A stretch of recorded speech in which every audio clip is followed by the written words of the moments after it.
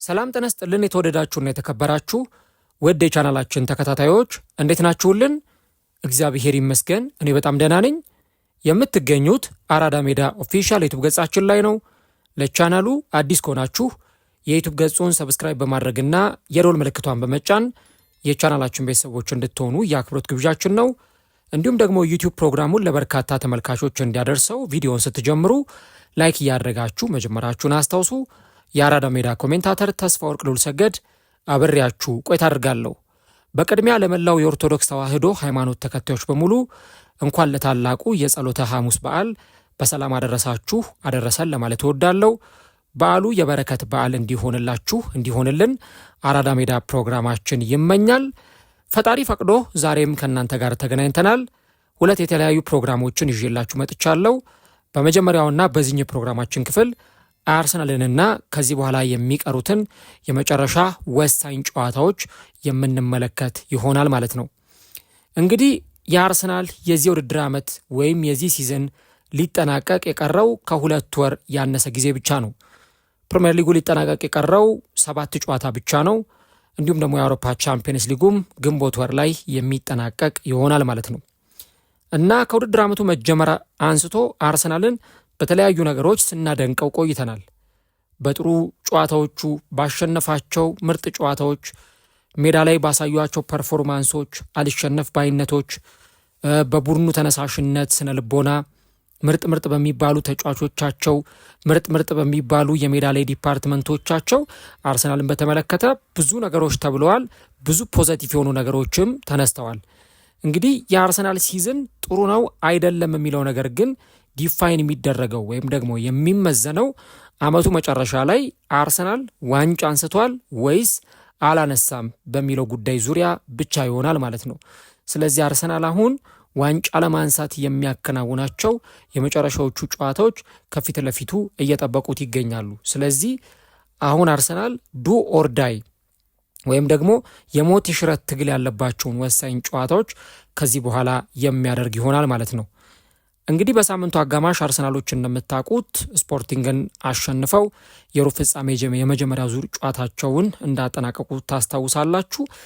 በዛ ጨዋታ ላይ ልባቸው የተሰበሩ የስፖርቲንግ ሊዝበን ተጫዋቾች በኤስታዲዮ ሆዜ አልቫላዴ በዛ ሜዳ ዙሪያ ቀስ ብለው እየተራመዱ ሜዳውን ለቀው ሲወጡ ደጋፊዎቻችን ስላበረታታችሁን ስለደገፋችሁን እናመሰግናለን ብለው ለደጋፊዎቻቸው አክብሮት ሰጥተው ነበረ።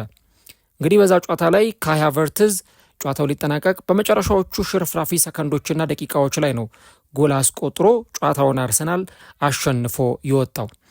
አብዛኛው በስታዲየም ውስጥ የነበረው ደጋፊ ምንም እንኳን በውጤቱ የተከፋም ቢሆን የስፖርቲንግ ደጋፊ፣ ነገር ግን ደግሞ ተጫዋቾቻችን የምትችሉትን አድርጋችኋል በሚል ለተጫዋቾቻቸው ማበረታቻ ሰጥተዋቸው ነበረ። እንግዲህ የስፖርቲንግ ደጋፊዎች በቀላሉ የሚደሰቱ አይደሉም። ለምሳሌ በ2018 ቡድኑ ለቻምፒየንስ ሊግ ውድድር ማለፍ ባልቻለበት ወቅት ጥቂቶቹ በክለቡ የልምምድ ሜዳ ላይ ተጫዋቾችን ማጥቃታቸው አንዱ የሚታወስ ጉዳይ ነው። ነገር ግን ስፖርቲንግ በ21 ዓመታት ውስጥ በአውሮፓ ካደረገው ትልቁ ጨዋታ በኋላ እንግዲህ ከ20 ምናምን ዓመት በፊት በዩኤፋ ዋንጫ በሲኤስኬ ሞስኮ ከተሸነፉ በኋላ ደጋፊዎቹ ቡድናቸው ባሳየው ጥረት ደስተኛ ሆኖ ነበር ወይም ደግሞ ጥሩ ስሜት ተሰምቷቸው ነበረ። ነገር ግን ደግሞ የአርሰናል ተጓዥ ደጋፊዎችና ጨዋታውን በየቤታቸው ሆነው የተመለከቱ የአርሰናል ደጋፊዎች ግን በአርሰናል አጨዋወት ደስተኛ አይመስሉም ነበረ። ለምሳሌ አርሰናል በዛ ጨዋታ ላይ ኳሱን ተቆጣጥሮ ተጫውቷል። ነገር ግን ደግሞ የበለጠ ጥንቃቄን የመረጠበት ጨዋታ ነበር። ይሁን እንጂ በዚህ ውድድር ዘመን አርሰናል ዋንጫ የማንሳት እድሉ ላይ ጥርጣሬ ላለው ማንኛውም ሰው የአጨዋወት ስታይላቸው ማራኪነት ወይም ደግሞ በጣም ጥሩ የሆነ አጨዋወት ይጫወታሉ የሚለው ጉዳይ ብዙም ፋይዳ ወይም ደግሞ ይሄ ጠቀሜታ ያለው ርዕስ አይሆንም። ምክንያቱም አርሰናል በዚህ ዓመት በብዙ ሲተች የነበረበት አንዱ ነገር ጥሩ እግር ኳስ አይጫወትም፣ ጥሩ ፉትቦል እያሳየ አይደለም ያለው። ብዙ አይነት ትችቶች አርሰናል ላይ ይቀርባሉ። ይሄንን ተንታኞች፣ የቀድሞ ተጫዋቾች፣ አሰልጣኞች፣ የአሁን አሰልጣኞች፣ ተጫዋቾች ሁሉ የሚያነሱት ሀሳብ ነው። ነገር ግን ደግሞ በዛ ጨዋታ ላይ አርሰናል ወሳኙን ድል አስመዝግቦ የወጣው ቡድን ራሱ አርሰናል መሆኑን በደንብ ማንሳት ያስፈልጋል ማለት ነው። አርሰናል ጥሩ ባልተጫወተበት ወይም ደግሞ በበቂ ሁኔታ ከስፖርቲንግ አንጻር ደግሞ ስንመለከተው ስፖርቲንጎች በተለይ ያለቀላቸውን አደገኛ ሙከራዎች ሁሉ ሲሞክሩ ነበርና አርሰናል ጥሩ ባልተጫወተበትም ጨዋታ ጌሙን አሸንፎ ወጥቷል። ስፖርቲንግ ደግሞ ጥሩ ተጫውቶ ተሸንፏል። ስለዚህ አሁን እናንተ እስቲ የትኛውን ትመርጣላችሁ? ከየትኛው ጎራ መሆን ትመርጣላችሁ? በጣም በጥሩ ሁኔታ ተጫውቶ መሸነፍ ወይስ ደግሞ ጥሩ ባልሆነ ሁኔታ ተጫውቶ ማሸነፍ? ይህንን ኮሜንት ላይ ከምክንያት ጋር ሀሳቦቻችሁን ልታስቀምጡልኝ ትችላላችሁ። እና አሁን ይሄኛው አርሰናል ግን እየመረጠ ያለው እንደ አስፈላጊነቱ የጌም አፕሮቾችን መጠቀም ነው። ሲያስፈልግ ልክ እንደ ኤቨርተኑ ጨዋታ በደንብ አጥቅቶ 90 ደቂቃ ጨዋታውን ዶሚኔት አድርጎ እየተጫወተ ሊያሸንፍ ይችላል። ልክ ቶተንሃም ላይ እንዳደረገው ወይ ሌሎች ተጋጣሚዎች ላይ እንዳደረገው ማለት ነው። ሲያስፈልግ ደግሞ በጣም ክሊኒካል ሆኖ ጥንቃቄን መርጦ ተጫዋቾች እንዳይሳሳቱ በጣም በጥንቃቄ ሪስክ ሳይወስዱ የሚጫወትበትን አጫወትና የጌም ፕላን ደግሞ ሜዳ ላይ ይዞ ገብቶ ጨዋታዎችን ውጤት ይዞ ሲወጣ ልንመለከት እንችላለን ማለት ነው።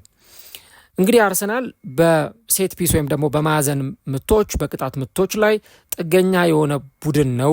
በክፍት ጨዋታ ላይ ዝግ ያለ እንቅስቃሴ ያሳያል የሚሉ አይነት ትችቶች አርሰናል ላይ ቢሰነዘሩም ነገር ግን አርሰናል ለእነዚህ ትችቶች አይኑንም ጆሮውንም የዘጋ ይመስላል። የአርሰናል አሁን ዋነኛው ዓላማ ማሸነፍና ማሸነፍ ብቻ ነው። አርሰናሎች ትችቶች ሊሰነዘሩባቸው ይችላሉ። ጥሩ ተጫወቱ፣ አልተጫወቱ፣ ብዙ አይነት ቅሬታዎች ሊቀርቡ ይችላሉ። ዋናው አርሰናሎች የሚፈልጉት ነገር ግን ጨዋታውን አሸንፈው መውጣትና በጨዋታው ላይ ውጤት ማስመዝገብ ብቻ ነው።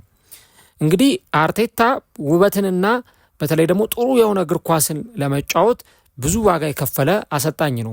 ምርጥ ተጫዋቾችን ወደ ክለቡ የሚያመጣ አሰልጣኝ መሆኑ የሚታወቅ ነገር ነው። ነገር ግን ደግሞ በተለይ አርሰናል ለዓመታት ጥሩ እግር ኳስን ባሳየባቸው ጊዜያት ውጤት ሲያመጣ አልተመለከትንም። ዋንጫዎችን ሲያሸንፍ አላየንም። ስለዚህ አሁን ያለው አርሰናል ደግሞ ውጤትና ውጤት ተኮር የሆነ ቡድን ብቻ ስለሆነ በአጨዋወት ረገድ ያን ያህል የሚጨነቅበት ወይም ደግሞ ስለ አጨዋወት አብዝቶ ጉዳይ ብሎ የሚጨነቅ ቡድን ላይሆን ይችላል ማለት ነው። እንግዲህ በዛ ጨዋታ ላይ ስፖርቲንግን ባሸነፉበት መርሃ ግብር እንደምታስታውሱት ዳቪድ ራያ የጨዋታው ኮከብ ተብሎ ነበር የተመረጠው። ምናልባት ዳቪድ ራያ ባይሆን ኖሮ በጎሉ መካከል የቆመው አርሰናል ያንን ጨዋታ ያሸንፍ ነበር ብሎ መናገር በራሱ አስቸጋሪ ሊሆን ይችላል። ግን አርሰናልን ዘንድሮ ውጤታማ እያደረገው ያለው አንድም የተጫዋቾች የግል ብቃት እጅግ በጣም የላቀ መሆኑ ለዚህ እንደ ጥሩ ማሳያ ሆኖ ሊቀርብ ይችላል። እንግዲህ አሁን ባለው ሁኔታ የውድድር ዘመኑ ሊጠናቀቅ በፕሪሚየር ሊጉ 7 ጨዋታ ነው የቀረው ብያቸዋለሁ። ቻምፒየንስ ሊጉም ላይ ደግሞ አርሰናል የተሻለ የሚባል ጉዞን እያደረገ ይገኛል። ስፖርቲንግ በቻምፒየንስ ሊጉ ከቀሩት 8 ቡድኖች ደካማው ተደርጎ የሚታሰብ ቡድን ነው። 8ኛ ደረጃ ላይ ተቀምጧል። እንደውም እንደነዚህ አትሌቲክ ያሉ ትላልቅ ተቋማት ለቻምፒየንስ ሊጉ ቅድመ ግምትና ትንታኔ ሲሰጡ አርሰናልን 1ኛ ደረጃ ላይ አስቀምጠው ዋንጫውን ሊያነሳ ይችላል ብለው ግምት ሰጥተዋል። ስፖርቲንግ ደግሞ 8ኛ ደረጃ ላይ የተቀመጠ ቡድን ነው። እንደውም ከነ ባየር ሚዩኒክ፣ ከነ ሪያል ማድሪድ፣ ከነ ባርሰሎና፣ ከነ ፔዤ አንጻር ስትመለከቱት ስፖርቲንግ በጣም ዝቅተኛ ግምት የተሰጠው ቡድን ነው እና አርሰናል ጨዋታውን አሸንፎ ያልፋል የሚል ቅድመ ግምትም የተሰጠው በዚሁ ምክንያት ነው ማለት ነው። እንደውም የዕድል ዕድሉ ሲወጣ እነ ሊቨርፑል እነ ሪያል ማድሪድ ከደረሷቸው ተጋጣሚዎች አንጻር በጣም እንደው የማይከብድ ወይም ቀለል ያለ ተጋጣሚ አግኝቷል በወረቀት ላይ ተብሎ ሲጠቀስ የነበረው ስፖርቲንግ ነበረ። ግን አርሰናል ደግሞ ወደ ፖርቱጋልም ሄዶ ቀላል የሚባል ጨዋታ አድርጎ አልተመለሰም እና በስታዲዮ ሆዜ አልቫላዴ ሊዝበን ላይ ተገኝቶ ይህንን ጨዋታ አሸንፎ መመለስ ማለት ለአርሰናሎች እጅግ በጣም ትልቅ የሚባል ውጤት ነው እና ከጨዋታው 40 ደቂቃ በፊት አብዛኛው በተለይም ደግሞ በአርሰናልና በስፖርቲንግ መካከል የጨዋታ ግምቶችን ሲያነሱ የነበሩት አይነት ደጋፊዎች አርሰናል ይህንን ጨዋታ በድል ይወጣዋል የሚል አይነት ቅድመ ግምትን ሲያነሱ ነበረ። ነገር ግን ደግሞ የስፖርቲንግ ደጋፊዎችም አርሰናል ወደ ከባድ ሜዳ እንደመጣ መልእክት ለማስተላለፍ ሞክረዋል። እንግዲህ በሁሉም ውድድሮች በሜዳቸው በተለይ በዚህ በሊዝበን በሜዳቸው ባደረጓቸው በተከታታይ 17 ጨዋታዎች ላይ አንድም ሽንፈት አላጋጠማቸውም። 17 ጨዋታዎችን አሸንፈው 53 ግቦችን አስቆጥረው 8 ጎል ብቻ ነው የተቆጠረባቸው። ፒኤስጂን፣ ፖርቶን፣ ማርሴይን፣ ቦዶ ግሊምትን ያሸነፈ ክለብ ነው እና ስፖርቲንግ በዚህ ውድድር ዘመን በቻምፒየንስ ሊግ በሜዳ ያደረጋቸውን 5ቱንም ጨዋታዎች ያሸነፈ ክለብ ሲሆን በ16ቱ ጥሎ ማለፍ ደግሞ የመጀመሪያውን የቦዶ ግሊምትን የ3-0 ሽንፈት ውጤቱን ቀልብሶ 5-0 አሸንፎ ያለፈ ቡድን ነው። አርሰናል ደግሞ በተከታታይ በካራቦ ካፕ በማንቸስተር ሲቲ በፍጻሜ ተሸንፎ እንደዚሁ ደግሞ ዋንጫውን ያጣበትና በኤፍኤ ካፕ ደግሞ በሳውዛምፕተን ተሸንፎ ከውድድሩ ውጭ የሆነበትን ውጤት አስመዝግቦ ነበረ ስፖርቲንግን የገጠመው እና ያ በሜዳው የማይሸነፍ የሚመስል የነበረውን ቡድን በመጨረሻ ደቂቃ በተቆጠረ ጎል አርሰናል ጨዋታውን አሸንፎ ወጥቷል። በጣም ጥሩ የሆኑ ጎኖች ነበሩ በስፖርቲንግ በኩል እንደነ ሉዊስ ሱዋሬዝ፣ ፔድሮ ጎንካልቬስ፣ ፍራንሲስኮ ትሪንካኦ እና ጄኒ ካታሞ አይነት በጋራ 68 ጎሎችን ያስቆጠሩ ፈጣን የመልሶ ማጥቃት አጫወትን የሚጫወቱ አይነት ተጫዋቾች ያሉበት ስብስብም ቢሆን አርሰናል ግን ይህንን ጨዋታ አሸንፏል። ለአርሰናል ትልቅ ክሬዲት መስጠት የሚያስፈልገው በዚህ ምክንያት ነው ማለት ነው። እንግዲህ ባለሜዳዎቹ ኳሱን ለተጋጣሚያቸው በመተው ፈጣን የመልሶ ማጥቃት እና ደግሞ በጣም የፋስት ብሬክ እንቅስቃሴዎችን ለማድረግ ሲሞክሩ ነበር። ነገር ግን የአርሰናል ተከላካይ በቀላሉ የሚታለፍ ሆኖ አልተገኘም እና ይህ ውጤት ለአርሰናል ትልቅ ነው የሚባለውም ለዚህ ነው እና እንደውም የስፖርቲንግ የፊት መስመር ተጫዋች ሉዊስ ሱዋሬዝ ሲናገር በመጨረሻም በጣም ውጤታማ የሆነው ቡድን አሸንፈዋል ሲል ነው አስተያየቱን የሰጠው። በቃ የሚችለው ቡድን ውጤቱ በደንብ ዲዘርቭ ለሚያደርገው ቡድን ነው የሄደው የሚል አይነት እሳቤ ያለውን አስተያየት ነው የሰጠውና በቅብብሎሽ እና ደግሞ በፍጥነት ረገድ የጎደሉ ነገሮች ስለነበሩ ጎሎችን መጨረስ ስላልቻልን እነርሱ ጨዋታውን አሸንፈውናል የሚል አይነት ሀሳብ ሰጥቷል። እንግዲህ አርሰናል ከስፖርቲንግ ያነሰ ሙከራ ነበር የሞከረው። ነገር ግን በዚህ ሂደት ጨዋታውን አሸንፎ የወጣ ደግሞ ክለብ ራሱ አርሰናል ሆኗል እና ከዚህ በኋላም እንዲህ አይነት የአርሰናልን አጫወት ልንመለከት ስለምንችል ለደጋፊውም ሆነ ለእግር ኳሱ ቤተሰብ ግራ የሚያጋባ ነገር መሆን የለበትም። ምክንያቱም አርሰናል ቅድም እንዳልኩት ስለ አጫወቱ፣ ስለ ሜዳ ላይ ፐርፎርማንሱ፣ ስለ ፕሌይንግ ስታይሉ፣ ስለ ጌም አፕሮቹ፣ ስለ አርቴታ የጨዋታ እቅድ ወይም ጌም ፕላን ማንም ግድ የሚሰጠው የለም። አጫወቱንም እርሱት፣ ግቦች እንዴት እንደተቆጠረም እርሱት፣ ጫጫታዎቹም ችላ የሚባሉ ናቸው እና ቅድም መግቢያ ላይ የነገርኳችሁ ነገር ይሄንን ነው። አርሰናል የውድድር ዘመኑ የሚታየው የውድድር ዘመኑ የሚመዘነው ዋንጫዎችን አሸንፏል ወይስ አላሸነፈም በሚለው ክራይቴሪያ ብቻ ይሆናል። ስለዚህ እንግዲህ አርሰናል በ2 ሳምንታት ጊዜ ውስጥ ከካራቦ ካፕና ከኤፍኤ ካፕ የዋንጫ ህልሞቹ የተሰናከለ ቡድን ነው።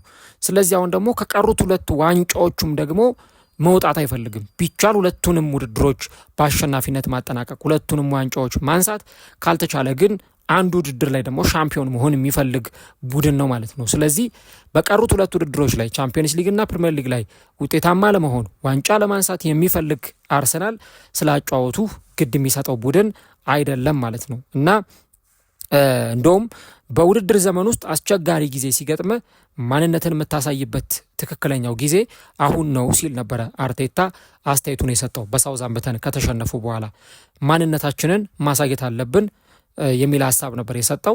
ያንንም ደግሞ በፖርቱጋል ሊዝበን በሚገባ አሳይተው ተመልሰዋል እና አርሰናል ከዚህ በኋላ ውብ እግር ኳስ ለመጫወት ወደ ሜዳ የሚገባ ሳይሆን ውጤት ይዞ ወጥቶ ደጋፊዎቹን ለመካስ እና ደግሞ ለዓመታት የተናፈቁትን ዋንጫዎች ወደ ዋንጫ መደርደሪያ ካቢኔት ለማምጣት የሚፈልግ ቡድን ነው እና ያንን ነው እንግዲህ በትክክል በአርሰናል በኩል እየተመለከትን የምንገኘው። ቀሪዎቹ ጨዋታዎች እጅግ በጣም ወሳኝና አስፈላጊ ናቸው። እንግዲህ የስፖርቲንጉ ጨዋታ አርሰናል በአሸናፊነት ተወጥቷል። ቀጥሎ ቦርንመዝን ይገጥማል፣ ቀጥሎ ስፖርቲንግን ይገጥማል፣ ከዛ ማንቸስተር ሲቲን ይገጥማል። እነዚህን 3ቱን ተከታታይ ጨዋታዎች ውጤት ይዞ የሚወጣ ከሆነ የአርሰናል ሲዝን ምናልባትም በዋንጫዎች አሸብርቆ ሊጠናቀቅ ይችላል እና ይሄ ለአርሰናል ደጋፊዎች ትልቅ መልእክት ያለው ነው ማለት ይቻላል። ቅድም እንዳልኩት እንዲህ አይነት አጨዋወቶች ከዚህ በኋላም በአርሰናል ቡድን ውስጥ በደንብ ተግባራዊ ሲደረጉ ልንመለከት እንችላለን። መድፈኞቹ እንግዲህ በፖርቱጋል እንዲህ ያለውን ነገር አድርገው ቡድናቸው ውጤት ያመጣበት መሆኑን ተመልክተናል። ቀጣዮቹ ጨዋታዎች ላይ ደግሞ መድፈኞቹ ምን አይነት ውጤት ያሳያሉ? እሱን እንግዲህ ከነገ በስቲያ ደግሞ ቦርንመዝን ከሚገጥምበት ጨዋታ ጀምሮ አብረን የምንመለከተው ጉዳይ ይሆናል ማለት ነው።